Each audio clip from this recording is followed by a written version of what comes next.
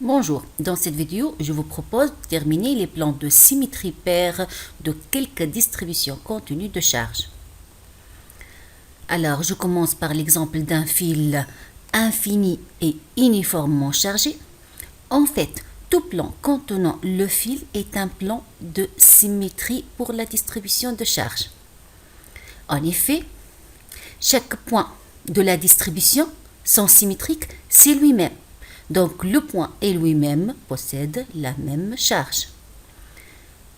Une vue de dessus, regardez, le plan peut être celui-là. Comme on peut avoir ce plan, comme on peut aussi avoir ce plan, en fait tous les plans contenant le fil.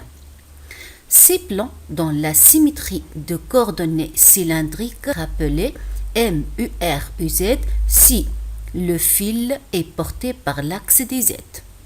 Avec UR et le vecteur de la base cylindrique qu'on a appelé IRO dans plusieurs cas, mais en électrostatique, on s'est mis d'accord qu'on va l'appeler, c'est une notation, on va le noter UR et non IRO pour ne pas confondre la variable d'espace ρ avec la densité de charge électrique, densité volumique de charge ρ. Maintenant, parce que le fil étant infini, alors tout plan perpendiculaire au fil, comme celui-là, peu importe sa position, il coupe la distribution de charge en deux parties identiques et symétriques. Tout point P de la distribution de charge, par exemple ici, trouve caractérisé par une densité linéaire de charge lambda, trouve son symétrique par rapport à ce plan appartenant à la distribution de charge, son symétrique P' est caractérisé par la même densité de charge. On a lambda de P égale lambda de P'. Alors, ce plan, c'est bien un plan de symétrie paire pour la distribution de charge. Donc, tout plan perpendiculaire au plan du fil coupe la distribution de charge en deux parties identiques et symétriques. Ce plan peut être ici, il coupe le fil en ce point, il peut être là. Pourquoi? Parce que le fil, il est infini. De part et d'autre du plan, on a des parties infinies.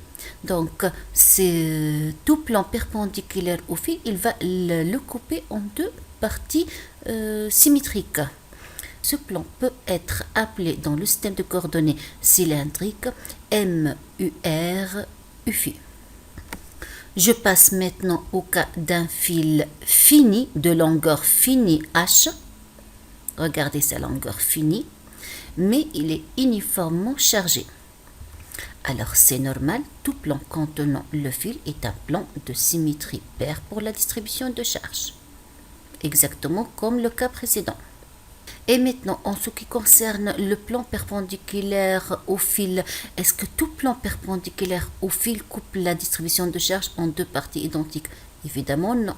En fait, juste le plan qui passe par son milieu haut qui coupe la distribution de charge en deux parties symétriques et identiques, et uniquement ce plan qui est un plan de symétrie paire. Si ce plan était là, si ce plan coupe le fil à ce niveau, cette partie de la distribution n'est pas identique à toutes celles-là. Par contre ici, cette partie est identique à celle-là.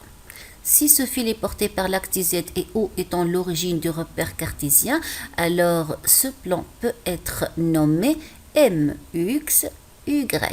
Pour chaque point M du plan, MUXY, c'est ce plan bleu. Je passe maintenant au cas d'un cylindre de hauteur finie ou infinie, peu importe, mais qui est uniformément chargé en surface ou bien en volume, peu importe. Maintenant, tout plan contenant l'axe du cylindre est un plan de symétrie paire pour la distribution de charge. Regardez comment ça. Ce plan coupe la distribution de charge en deux parties identiques.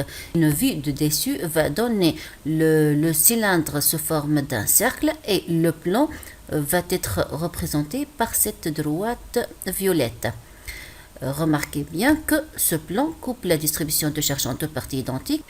Dans le cas par exemple d'une densité volumique de charge, si on prend P point quelconque de la distribution de charge, par exemple celui-là, il trouve son symétrique P' et on a ρ de P égale ρ de P', quel que soit P appartenant à la distribution de charge.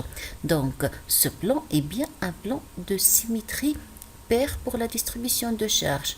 Et on n'a pas que ce plan. On peut aussi trouver d'autres plans. Par exemple, celui-là. On fait tout plan contenant l'axe du cylindre. On trouve aussi ce plan. Et ainsi de suite. Tous ces plans peuvent être appelés dans le système de coordonnées cylindriques qui est le système, c'est normal, adéquat dans notre cas, le plan M, UR, UZ, avec l'axe du cylindre étant porté par l'axe DZ. Dans le cas où le cylindre est de hauteur finie et uniformément chargé, à part les plans contenant l'axe du cylindre qu'on arrive de dire, on a un seul autre plan de symétrie paire pour la distribution de charge, c'est celui qui est perpendiculaire à l'axe du cylindre et passant par le centre du cylindre. C'est ce plan. Donc le plan perpendiculaire à l'axe du cylindre passant par son centre coupe la distribution de charge en deux parties identiques et symétriques. Regardez la partie supérieure à ce plan et son symétrique, elle est au-dessous de ce plan, de sorte que quel que soit P appartenant à la distribution de charge, caractérisée par exemple par une densité de charge ρ, ce point P trouve nécessairement son symétrique appartenant à la distribution de charge, caractérisée par ρ de P', tel que ρ de P' égale à ρ de P.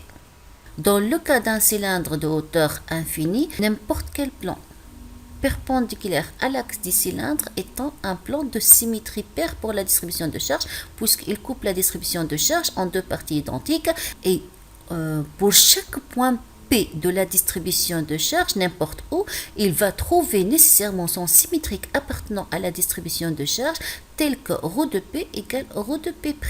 Donc, tout plan perpendiculaire à l'axe du cylindre est un plan de symétrie pour la distribution de charge. Ce plan pourrait être ici. Pourquoi? Parce qu'on a toujours des parties infinies de part et d'autre du plan. Passons au cas d'une sphère uniformément chargée. En fait, tout plan coupant la sphère en deux est un plan de symétrie paire pour la distribution de charge. Remarquez par exemple ce plan, il coupe la sphère en deux parties identiques et symétriques et c'est un plan de symétrie paire. Pourquoi? Parce que la sphère étant uniformément chargée. Peu importe qu'elle soit chargée en volume ou bien en surface, l'essentiel qu'elle soit uniformément chargée. Donc à chaque fois qu'on trouve un plan qui coupe la sphère en deux, il s'agit d'un plan de symétrie paire pour la distribution de charge. Regardez par exemple d'autres cas, c'est un plan qui coupe la distribution de charge en deux, qui coupe la sphère en deux, donc c'est un plan de symétrie paire. Celui-là aussi. Je passe maintenant au cas d'un plan infini uniformément chargé. Alors, le plan lui-même est un plan de symétrie paire pour la distribution de charge. En fait, tout point du plan, son symétrique, c'est lui-même par rapport à ce plan. On a aussi tout plan perpendiculaire à ce plan, c'est-à-dire perpendiculaire à la distribution de charge. Tous ces plans vont couper la distribution de charge en deux parties identiques. Donc, regardez, la représentation ne donne pas quelque chose d'identique, mais en fait, on a des plans infinis. Il faut imaginer que ce plan vert est illimité. C'est un plan infini. Donc, chaque point P de la distribution de charge trouve son symétrique P' par rapport au plan bleu. Et il appartient nécessairement à ce plan vert. Donc, et les deux, puisque le plan étant uniformément chargé, les deux sont caractérisés par la même densité surfacique de charge, sigma P égale à sigma de P'. On trouve aussi d'autres plans qui sont perpendiculaires au plan de la distribution de charge. Tous les plans qui sont perpendiculaires à la distribution de charge constituent bien des plans de symétrie paire pour pour la distribution de charge. Ici, on cherche le champ E créé par ce plan infini. On va dire que le champ E appartient à tous ces plans. Or, tous ces plans sont perpendiculaires au plan vert. Il vient immédiatement que E va être nécessairement porté par la direction qui est perpendiculaire au plan vert. En fait, il y en a une infinité de distributions de charges. Ce ne sont que quelques exemples que j'ai choisis qui sont couramment utilisés dans les exercices des épreuves. J'espère que vous avez compris c'est quoi le plan de symétrie paire pour une distribution de charges électriques et à la prochaine. Merci.